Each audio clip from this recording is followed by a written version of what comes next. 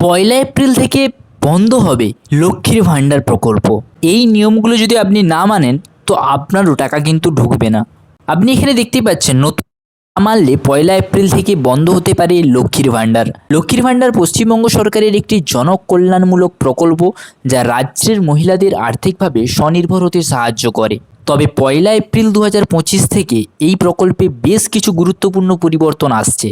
যেসব সুবিধাভোগী মহিলারা এখন এই প্রকল্পের টাকা পাচ্ছেন তারা যদি নতুন নিয়মগুলি না মেনে চলেন তাহলে কিন্তু তাদের ভাতা বন্ধ হয়ে যেতে পারে। নিয়মগুলি কী এবং কিভাবে সুবিধা অব্যাহত রাখবেন তা বিস্তারিত আজকের এই ভিডিওর মাধ্যমে আমি জানিয়েছি, তাই ভিডিওটা সম্পূর্ণ দেখুন।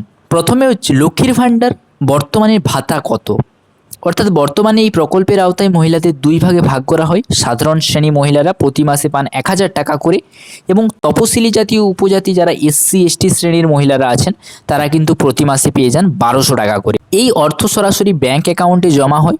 তবে পয়লা এপ্রিল 2025-এর পর নতুন নিয়ম কিন্তু চালু হলে অনেকেই এই সুবিধা হারাতে পারেন। লক্ষ্মীর ভাণ্ডার 2025 নতুন নিয়মটা কী? সরকারের পক্ষ থেকে জানানো হয়েছে যে পয়লা এপ্রিল 2025 থেকে নতুন কিছু শর্ত চালু হবে। যেসব মহিলারা এই শর্ত মানবেন না তারা কিন্তু আর ভাতা পাবেন না। যেমন 1 নম্বরে আছে বয়সসীমা পরিবর্তন, অর্থাৎ যারা 25 বছর থেকে 60 বছর বয়সী মহিলারাই কিন্তু এখন এই প্রকল্পে টাকা পাবেন। 25 বছরের কম বা 60 বছরের বেশি হলে কিন্তু আপনি টাকা পাবেন না, আপনার টাকা কিন্তু বন্ধ হয়ে যাবে। 2 নম্বরে আছে সিঙ্গেল ব্যাংক অ্যাকাউন্ট বাধ্যতামূলক, অর্থাৎ যে সকল মহিলাদের জয়েন্ট অ্যাকাউন্ট রয়েছে তারা কিন্তু আর এই প্রকল্পের টাকা পাবেন না। শুধুমাত্র একক ব্যাংক অ্যাকাউন্ট থাকলেই কিন্তু টাকা পাবেন, অর্থাৎ আপনার যদি সিঙ্গেল ব্যাংক থাকে, আপনার যদি নিজের ব্যাংক থাকে তবেই কিন্তু আপনি টাকা পাবেন। 3 নম্বরে আছে আধার ও কেওয়াইসি আপডেট বাধ্যতামূলক, অর্থাৎ যাদের ব্যাংক অ্যাকাউন্টের সঙ্গে আধার লিঙ্ক করা নেই তারা ভাতা পাবেন না। কেওয়াইসি আপডেট না করা থাকলে টাকা কিন্তু বন্ধ হয়ে যেতে পারে, অর্থাৎ আপনার কিন্তু ব্যাংক অ্যাকাউন্টে কেওয়াইসি করা থাকতে হবে। 4 নম্বরে আছে তথ্য যাচাই করা হবে, অর্থাৎ সরকার সুবিধাভোগীদের তথ্য যাচাই করবে, তাই সঠিক নথি জমা দিতে হবে। ভুল তথ্য থাকলে বা নথি যদি আপডেট না করলে টাকা কিন্তু বন্ধ হয়ে যেতে পারে। ভাতা বন্ধ না হওয়ার জন্য আপনি কি করবেন? অর্থাৎ বন্ধুরা, আপনারা যদি চান যে আপনাদের ভাতাটা কন্টিনিউ চলুক, আপনাদের ভাতাটা যদি না বন্ধ হয়, তাহলে আপনাকে কি করতে হবে? ব্যাংক অ্যাকাউন্ট চেক করুন, অর্থাৎ নিশ্চিত করুন এটি একক অ্যাকাউন্ট, অর্থাৎ আপনার নিজের অ্যাকাউন্ট একটা সিঙ্গেল অ্যাকাউন্ট রয়েছে। 2 নম্বর, আধার কার্ডে লিঙ্ক করুন, অর্থাৎ ব্যাংকের সাথে আধার সংযুক্ত আছে কি না সেটা কিন্তু আপনি দেখুন, ব্যাংকের বইয়ের সাথে আধার কার্ডের লিঙ্ক করুন।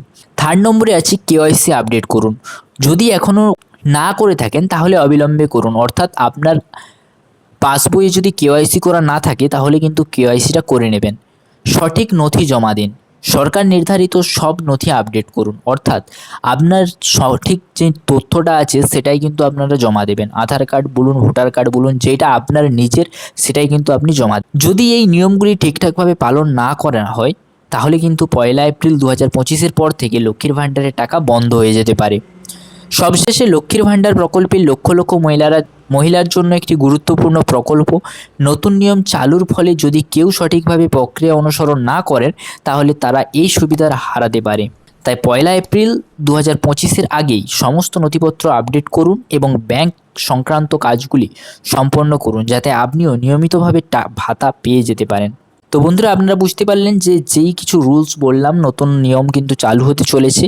এই নতুন নিয়মগুলো যদি আপনি না মেনে চলেন তাহলে কিন্তু আপনার পয়লা এপ্রিল থেকে লক্ষ্মীর ভাণ্ডার প্রকল্পটা বন্ধ হয়ে যাবে। আপনি কিন্তু আর টাকা পাবেন না। আপনি যে 1000 টাকা বা 1200 টাকা পেতেন সেই টাকাটা আপনি আর কিন্তু পাবেন না।